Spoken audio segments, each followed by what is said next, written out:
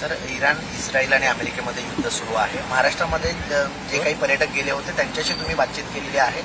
काय नेमकं त्यांच्याशी बातचीत झालेली आणि पुढील कारवाई काय आपण महाराष्ट्रातले अनेक पर्यटक दुबईमध्ये आहेत, पुण्यातले आहेत, अहिल्यानगरचे आहेत, मुंबईतले, ठाण्यातले, अगदी शहापूर, मुरबाड, महाराष्ट्रातले अनेक ठिकाणचे पर्यटक त्या ठिकाणी आहेत आणि तिथं मी अनेक लोकांशी संपर्क केला, त्यांच्याशी बोललो.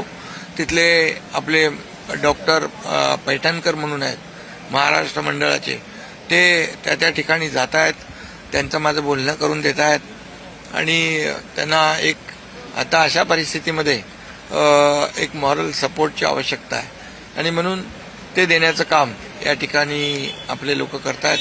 राहुल कनाल पण तिकडे आहे, तो देखील अनेक लोकांच्या संपर्कात आहे आणि म्हणून आमचे सर्व लोक अधिकारी तिथल्या लोकांशी संपर्कात आहेत. मी देखील स्वतः अनेक लोकांशी बोललो, त्यांना ज्या ज्या काही अडचणी होत्या त्या देखील समजून घेतल्या आणि त्या सोडवण्यासाठी त्या ठिकाणी देखील नियोजन केलेलं आहे.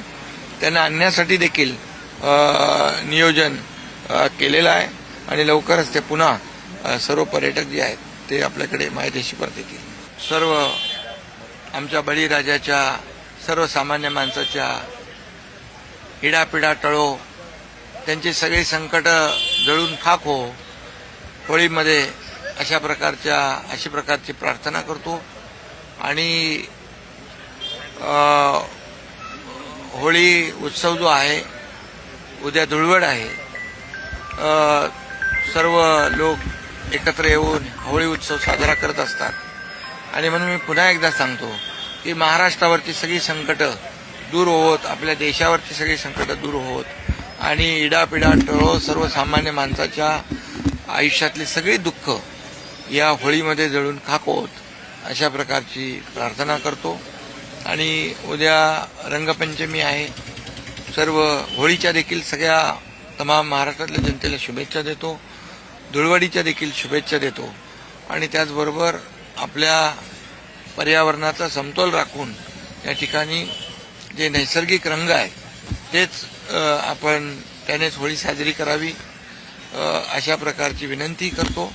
पुन्हा एकदा होळी उत्सवाच्या आणि हा होळी उत्सव महाराष्ट्रामध्ये संपूर्ण देशभरामध्ये मोठ्या उत्साहामध्ये सगळे साजरे करत असतात आणि उद्याची धुळवड रंगपंचमी देखील सगळे लोक एकत्र येऊन साजरी करत असतात आणि म्हणून महाराष्ट्र ही आपली सण, उत्सव, संस्कृती, परंपरा जोपासणारा महाराष्ट्र आहे आणि म्हणून मी सगळ्यांना पुन्हा एकदा होळीच्या आणि धुळवडीच्या मनापासून शुभेच्छा देतो.